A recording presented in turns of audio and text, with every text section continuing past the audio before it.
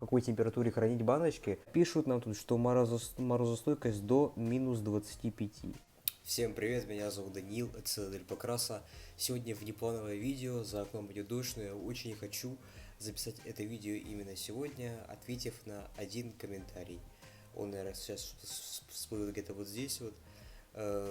Очень люблю, когда вы пишете темы для видео, мне это действительно интересно, я чувствую свою значимость в культуре покраса. Не забывайте писать свои темы для видео, если таковые есть какие-то вопросы ко мне.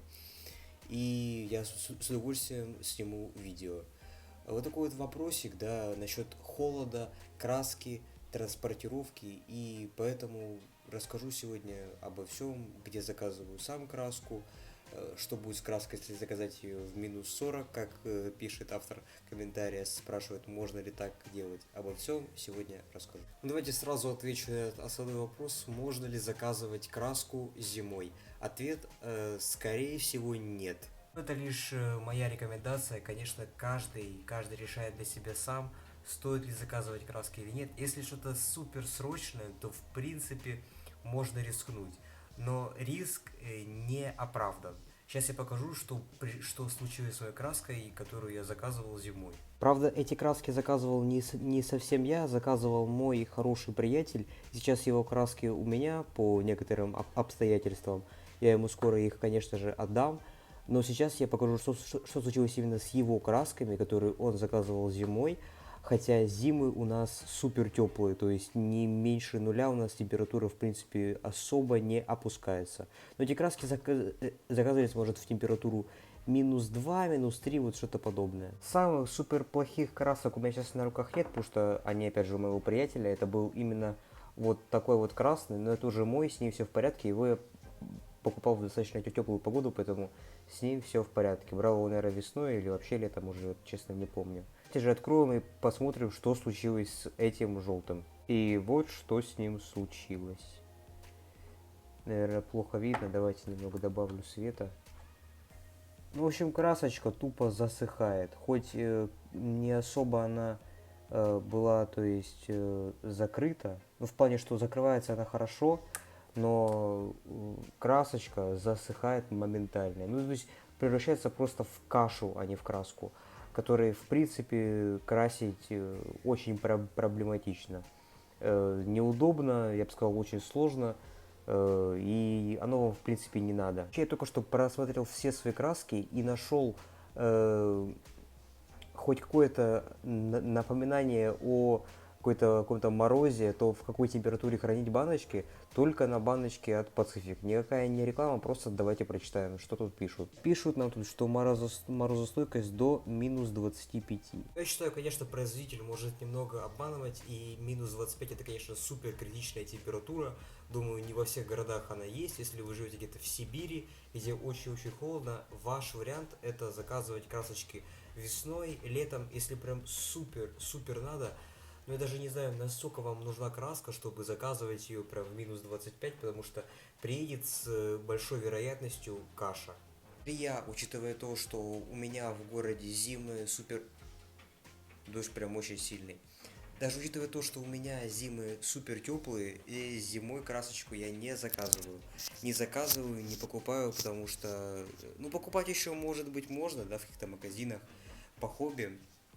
Но, в принципе, лучше переждать. Лучше переждать, пока покрасить тем, что есть, и уже весной, когда потеплеет, или летом, или когда у вас потеплеет, да, хоть температура хоть чуть повысится в городе, откуда вы заказываете, и в вашем городе, то в принципе тогда можно заказать красочку. Так, ну считаю, на первую часть вопроса я ответил, что, конечно, минус 40 это прям лютый мороз, который заказывать красочку нельзя. Ну, конечно, можно, я не могу там заставить кого-то заказывать краску или не заказывать краску. Дело ваше, но я вас предупредил, что краска придет кашей, то есть в не лучшем ее состоянии. А там уж думайте сами, нужна ли вам такая краска, или лучше дождаться весны, лета, осени и заказать краску, хорошую краску в теплую погоду и красить ее зимой. Либо подумать об этом заранее и заказать краску на зиму, то есть там осенью. Вот я со своей краской как раз таки так и делал. Когда вот я заказывал эту краску, я заказывал ее осенью, прям, ну так, в октябре, сентябре, когда не сильно холодно, ну и не сильно тепло. И, в принципе, краска пришла в хорошем состоянии, но я живу, опять же, на юге, поэтому мне это особо не грозит. А вот в минус 40, конечно, лучше переждать или заказать заранее. В принципе, все те рекомендации, что я упомянул в этом ролике, подходят и для химии.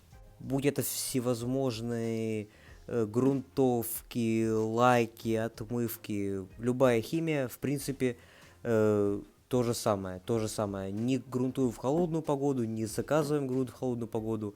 И ну, по всей химии, в принципе, те же самые рекомендации. Ждем теплого времени и заказываем все, что нам надо. Хорошо, про красочку, про химию мы услышали от тебя, Даниил из Делю Покраса.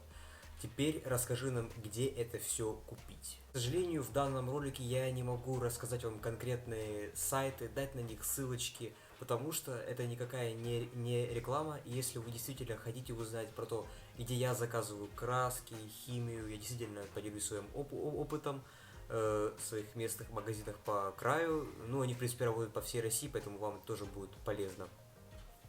Напишите мне в любую из моих социальных сетей, будто инста, будто группа ВК.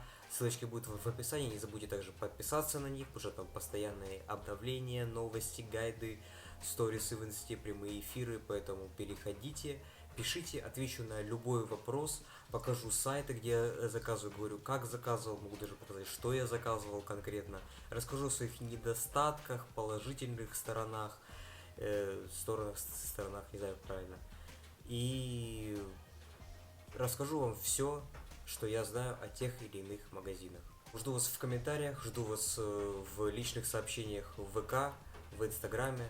Пишите, не стесняйтесь, помогу, в принципе, с любым вопросом касаемо покраса, не только покупки красок и вообще всего, что касается покраса, можете спрашивать, не стесняться, помогу.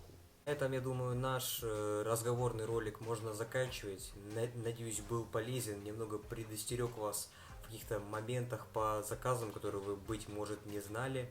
Надеюсь, был полезен. Спасибо за просмотр, ставьте лайки, подписывайтесь на канал и, конечно, пишите комментарии, что очень важно. Пишите темы, пишите, может быть, магазины, где вы краску заказываете, можете что-то посоветовать комментатору, который задал мне этот вопрос.